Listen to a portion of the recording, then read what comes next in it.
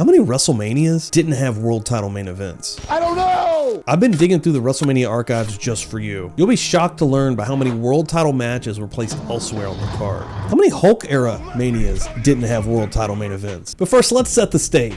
There exists a moment that forever changed the landscape of professional wrestling. You have just tuned in to the Rock and Wrestling Connection. It was a collision of titans, a clash of egos, and the birth of a phenomenon known as WrestleMania. Piper's disdain for the Rock and Wrestling Connection was unmistakable. I hate my MTV! The Rock and Wrestling Connection marked a groundbreaking collaboration between MTV Music Television and the World Wrestling Federation, the WWF, blending wrestling with mainstream pop culture. This partnership highlighted by events like the War to Settle the Score and the inaugural WrestleMania. This introduced wrestling to a wider audience and laid the foundation for WWE's future global success. It was inevitable, a clash of ideologies. In February of 1985, a showdown was set, broadcast live on MTV, the War to Settle the Score, 1 month before WrestleMania I. Chaos reigned supreme as the match spiraled into pandemonium. The referee lay incapacitated, and then, amidst the turmoil, Mr. T emerged upon the ring like a titan of justice to even the odds against an interfering Paul Orndorff. From the ashes of this conflict emerged a battle for the ages. As WrestleMania loomed on the horizon, it was a beacon of hope for those who sought retribution. WrestleMania I, held on March 31st, 1985 at Madison Square Garden in New York City. The attendance for WrestleMania I was 19,121. The first WrestleMania played host to a spectacle unlike any other. It was a cultural phenomenon that brought together celebrities and wrestlers. MTV played a crucial role in hyping up this event, with celebrities like Cyndi Lauper and Mr. T making appearances and Mr. T actually being in the main event, tagging with Hulk Hogan. They successfully blurred the lines between professional wrestling and pop culture. At the end of this first main event of WrestleMania I that did not have a world title defended, the champion was in the match. Hulk Hogan stood tall with Mr. T, defeating Mr. Wonderful Paul Orndorff and Roddy Piper, who had Cowboy Bob Orton in their corner, of course Superfly Jimmy Snuka in the corner of Mr. T and Hulk Hogan. Hogan had held the World Wrestling Federation Championship for 433 days. So how many Hulk era Manias didn't have a world title defended as the main event? That would be 2. And next we're looking at WrestleMania VIII. Why was the main event of WrestleMania VIII Hulk Hogan versus Sid Justice instead of the World Wrestling Federation Championship match between Ric Flair and Randy Savage? Prior to the 1992 Royal Rumble, President Jack Tunney had made the announcement that whoever won the Royal Rumble would become the World Heavyweight Champion, which had been stripped from Hulk Hogan after 2 controversial title exchanges with The Undertaker. Bouncing between Hulk Hogan and The Undertaker in clashes at Survivor Series 91 and the infamous Tuesday in Texas. Enter Hulk Hogan in the number 26 spot in the Royal Rumble. Down to the final 3 of the Royal Rumble was Sid Justice, Hulk Hogan, and Ric Flair, who had entered at number 3. Hogan's hope was squashed by his friend Sid Justice. In turn, Hulk Hogan helped cause Sid Justice's elimination from the Royal Rumble.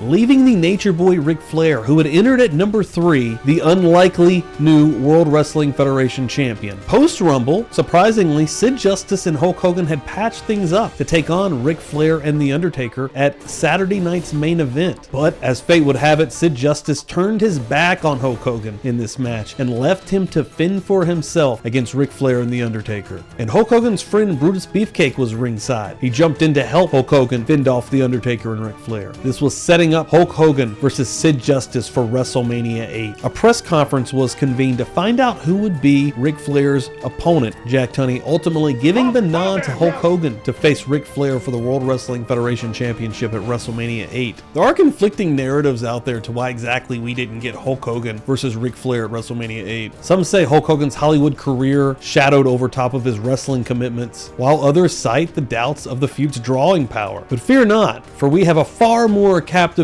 narrative. Enter the Macho Man Randy Savage, a man scorned by betrayal and deceit. Macho Man was locked into a bitter feud with the Nature Boy Ric Flair. The photographs showing he and your wife. Their clash for the WWF World Championship at WrestleMania 8 became the stuff of legends. This match was fueled by controversy and raw emotion. Of course, this leaves us with Hogan, who was leaving the WWF soon, more on that in just a moment, versus Sid Justice. And sure, it's a contest that is criticized in a lot of circles, but at the end of this WrestleMania, the fans and anyone watching this event did get an exhilarating ending with the return of the Ultimate Warrior. At this time, news sources began to allege that Dr. George Zahorian had been giving wrestlers, in particular Hulk Hogan, steroids. Doctor that you're talking about, is that the same one that's been in trouble and convicted? Well, basically, I'd rather not comment on that. How did a future NFL Hall of Famer main event WrestleMania 11 with a mid-card wrestler? In the world of sports and entertainment in the 1990s, few figures loomed as large as Lawrence Taylor, known for his intensity on the gridiron. But could he hold his own in a professional wrestling match? Meanwhile, Diesel, the WWF World Champion at this time in 1995, found himself in a feud with the Heartbreak Kid Shawn Michaels. Diesel defended his world title against Shawn Michaels earlier in the night at WrestleMania 11. But it was the Royal Rumble where the stage was set for the showdown of epic proportions between Lawrence Taylor and Bam Bam Bigelow. As Lawrence Taylor looked on from the crowd during Bam Bam Bigelow's match at the Royal Rumble, Bam Bam Bigelow had an embarrassing defeat, and as he was leaving, the crowd was poking fun, including Lawrence Taylor, or so Bam Bam Bigelow thought, and he shoves Lawrence Taylor, who again was in the crowd as a spectator. The flames of animosity continued to rage at the WWF press conference for WrestleMania 11. In a bold move by the World Wrestling Federation in 1995, who was not doing great, they staged a public workout in the heart of Times Square. As cameras rolled and Bam Bam Bigelow made his presence felt,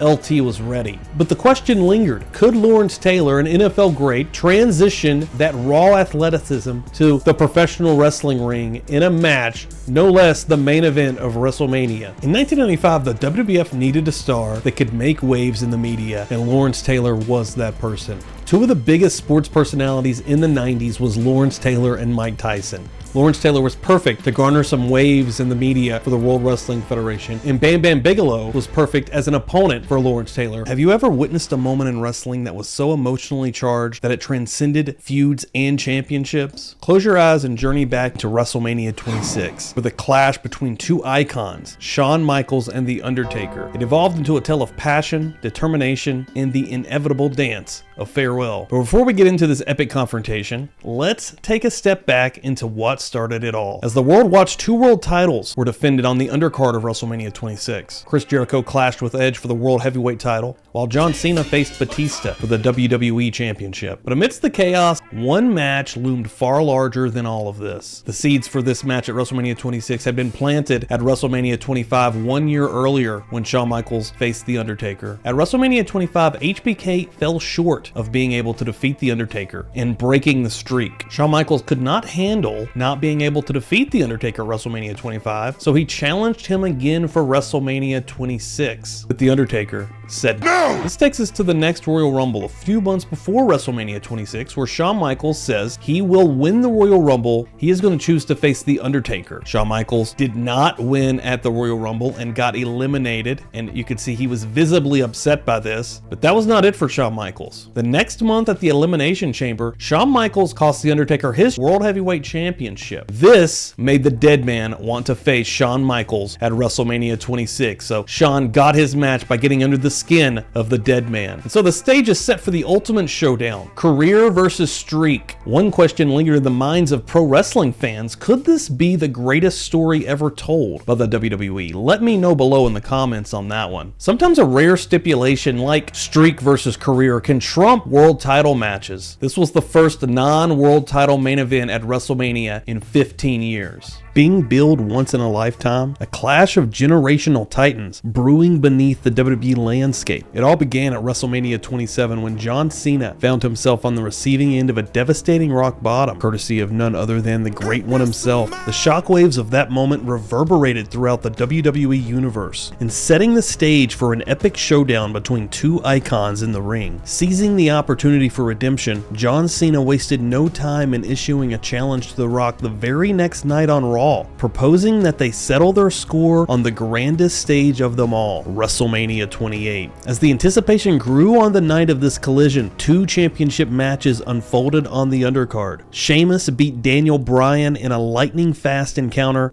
that saw Sheamus emerge victorious in 18 seconds, capturing the title in record time. CM Punk defended the WWE Championship against the wily veteran Chris Jericho, proving once again why he was the undisputed champion of the WWE. All eyes were on the impending clash between John Cena and The Rock, a battle for supremacy that had been a year in the making. The stage was set, the stakes were high, and the world waited with bated breath to witness history in the making. 2 generational stars clashed for the first time ever, making it a media frenzy with The Rock involved in a match for the first time since WrestleMania 20. They later aired this match on NBC as a one-time special event. The fight for the yard. Future top star battles The Undertaker to try to be the second person to beat Taker at Mania. Roman Reigns eliminated The Undertaker at the Royal Rumble this year, and after a stare down between the two, Roman proclaimed, "This is my yard now," a phrase famously associated with the dead man. In a moment of defiance, the Phenom unleashed his wrath upon Reigns, setting the wheels in motion for an epic confrontation. Incensed by the perceived disrespect, The Undertaker chokeslammed Reigns as he challenged him for WrestleMania. The stage was set, the battle lines drawn, as these 2 titans prepared to clash.